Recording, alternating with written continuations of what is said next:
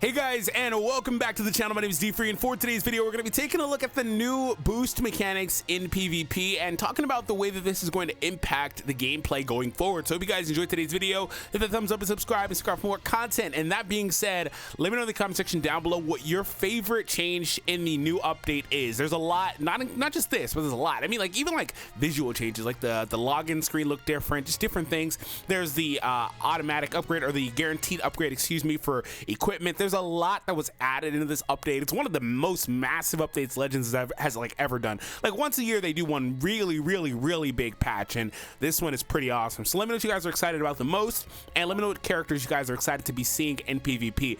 So overall, we do still have the regular like boost characters. You know, these are the characters that are gonna give you the most points. This is not anything that's changed. This is something you guys should know. We've had 69 seasons of PvP so far.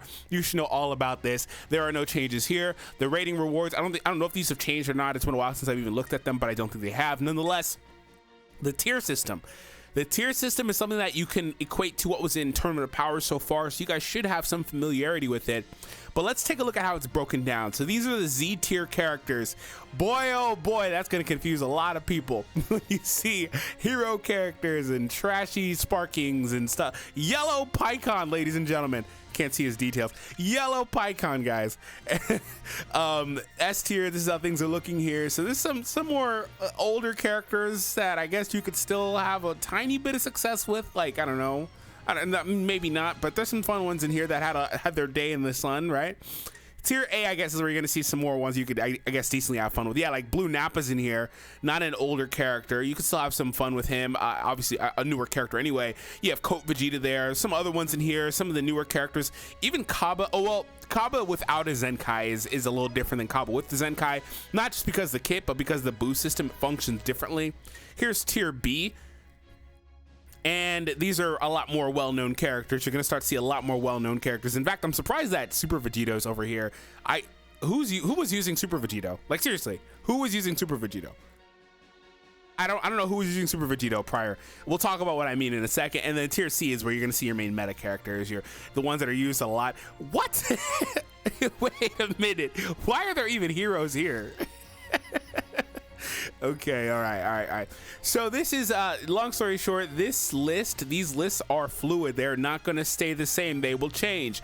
These lists are based on how frequently these characters are used in PvP. The idea, the incentive here is to switch up the gameplay meta and force you guys to try to use different characters and just spruce it up to where it's not always hybrids or Sun Family or whatever team you were seeing a lot, Regen, whatever the case is. The idea is to try to bring some of these characters to the meta and revive some of these characters without needing like a Zenkai outright, things like that. Now, will that make an incredible difference? Probably not, but with some decently recent characters that came out like in the last year, I guess, like Pycon just as a meme, I guess. Oh, you can't see the details. Anyways, Pycon as a meme, I guess. Like, will he be a lot better? Obviously. So let's look at the details for the boosts. Z tier characters get another 40% damage inflicted and then 35% to both of their defenses. It's basically like a unique ability, if you will, but it's in PvP only, by the way. If you're a Z tier Zenkai character, you're only getting 10% damage, and that's what I meant by when I said Kaba. Zenkai characters versus non-Zenkai characters, there is a difference. So like Kaba was like tier S or something, I don't know, but he wouldn't be getting anywhere near the normal boost. And you see the number goes down as you go up or down in tier levels overall. Again, very similar to the Tournament of Power. This is not really surprising. But if we take a look at Tier C with your main meta characters, the ones that get the most play, they are down here getting 0 boosts. So what you have is a scenario where like your hybrid teams or whatever are getting nothing, but these other teams or these characters from throughout other teams are also now getting these interesting buffs throughout, right? By the way, I will say the featured characters, the ones that give you, actually I didn't even notice this, the ones that give you bonus points also are getting 20% and 15% respectively. So that is not really surprising either, because actually I remember them saying this because of the new characters coming out. They're typically featured here. They will give them a bonus, so that's kind of, I guess, how it is. So yeah, just the regular featured ones do have bonuses as well. So all these characters are going to perform a little bit better in PvP scenarios, basically. So overall, like I said, the list is fluid. It is not going to stay the same. But if you want to see some characters get some higher boosts, they got to stop being used. I mean, like seriously, there's some characters in here that I'm surprised people were even using. I don't know what the scale or cutoff is, but some of these characters, some of them are getting play because they were new. Like the Green Gohan at the bottom, like he's a brand new character. These Cybermen were new characters, and some of them are really good in their respective classes. Like that Jiren is ridiculously good, the blue Jiren, especially for an EX caliber character. So I get some of them, and then a lot of these are characters that have freaking Zenkais or are Legends Limited. Some of them I are here that I don't really see that often or shouldn't be getting as much play as they do. I guess like Green Jiren or Purple Rose, to name a couple characters. Not to say they're not good, but they probably get more play than they probably should. They should probably be around tier A or whatever. So yeah, that's basically how this is looking. Now another little mechanic to this is the leader skill update. So that's another interesting thing about this.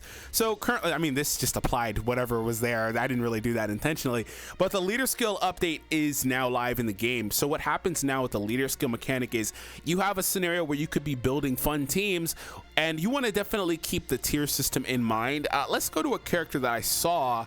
Okay, choosing a leader for your party would be different effects. Yeah, okay.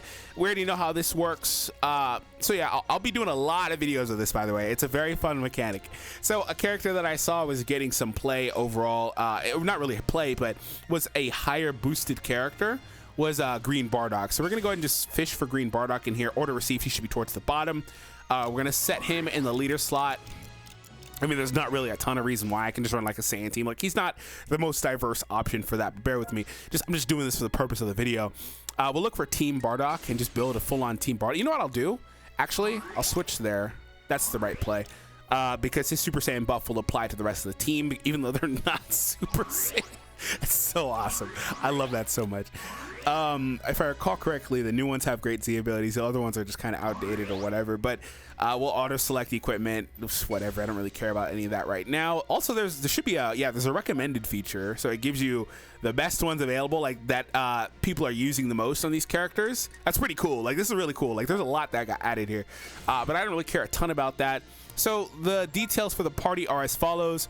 Bardock is getting all of these buffs, which he would normally get because they're just Saiyan specific, or Team Bardock, whatever. He'd get these normally, but you'll see if he's a battle member and he actually makes it into the battle, these characters will now pick up that Super Saiyan buff. They will not get access, because they don't have a Super Saiyan tag, they will not get access to his switch crit buffs and stuff like that you would see on Super Saiyan 1 teams. That's not how that works, okay? Don't get it confused. But they will get the leader skill buff. So let's go ahead and filter and sort it out. This is also a really cool mechanic here. Sort it out by Team Bardock and see how powerful my team is just overall, because I don't think they actually show on the characters themselves if I go to the actual details.